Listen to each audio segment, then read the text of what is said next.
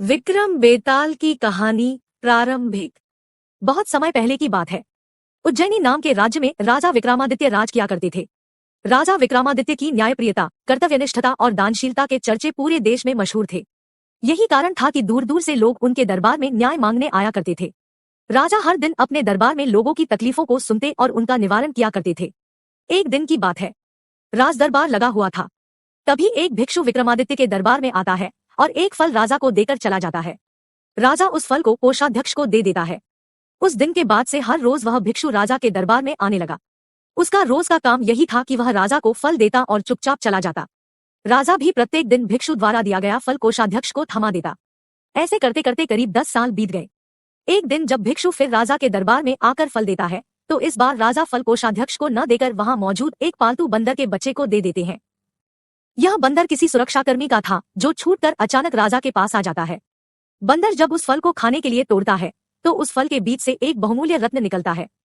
उस रत्न की चमक को देख राज दरबार में मौजूद सभी लोग हैरत में पड़ जाते हैं। राजा भी यह नजारा देख आश्चर्य में पड़ जाता है। राजा कोषाध्यक्ष को इससे पूर्व भिक्षु द्वारा दिए गए सभी फलों के बारे में पूछता है।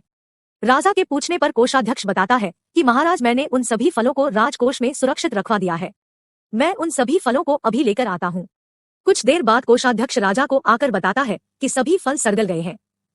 उनके स्थान पर बहुमूल्य रत्न बचे हुए हैं। यह सुनकर राजा बहुत खुश होता है और कोषाध्यक्ष को सारे रत्न सौंप देता है। अगली बार जब भिक्षु फल लेकर दोबारा विक्रमादित्य के दरबार पहुंचता है तो राजा कहते हैं, भिक्षु, मैं आपका फल तब तक ग्रहण नहीं करूंगा जब तक आप यह नहीं बता रहे कि हर दिन आप इतनी बहुमूल्य भेंट मुझे क्यों अर्पित करते हैं। राजा की यह बात सुन भिक्षु उन्हें एकांत स्थान पर चलने को कहता है। एकांत में ले जाकर भिक्षु राजा को बताता है कि मुझे मंत्र साधना करनी है और उस साधना के लिए मुझे एक वीर पुरुष की जरूरत है। चूंकि मुझे तुमसे वीर दूसरा कोई नहीं मिल सकता, इसलिए यह बहुमूल्य उपहार तुम्हें दे जाता हूँ। भिक्षु की बात सुन राजा विक्रमादित्य उसकी सहायता करने का वचन देते हैं। तब भिक्षु राजा को बताता है कि अगली अमावस्या की रात को उसे पास के श्मशान आना होगा, जहाँ वह मंत्र साधना की तैयारी करेगा। इतना कहकर भिक्षु वहां से चला जाता है। अमावस्या का दिन आते ही राजा को भिक्षु की बात याद आती है और वह वचन के अनुसार श्मशान पहुंच जाते हैं। राजा को देख भिक्षु बहुत प्रसन्न होता है। भिक्षु कहता है, हे राजन, तुम यहाँ आए, मैं बहुत खुश हुआ कि तुम्हें तुम्हारा वचन याद रहा। अब यहाँ से पूर्व की दिशा में जाओ, वहाँ एक महाश्मशान मिलेगा। उस महाश्मशान में एक शीशम का एक विशाल वृक्ष है। उस वृक्ष पर एक मुर्दा लटका हुआ है। उस मुर्दे को तुम्हें मेरे पास लेकर आना है।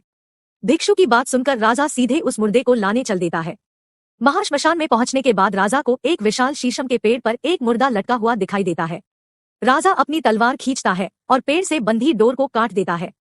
डोर कटते ही मुर्दा जमीन पर आ गिरता है और जोर से चीखने की आवाज आती है। दर्दभरी चीख सुन राजा को लगता है कि शायद यह मुर्दा नहीं बल्कि कोई जिंदा इंसान है। थोड़ी देर बाद जब मुर्दा तेजी से हंसने लगता है और फिर पेड़ पर जाकर लटक जाता है तो विक्रम समझ जाता है कि इस मुर्दे पर बेताल चढ़ा है।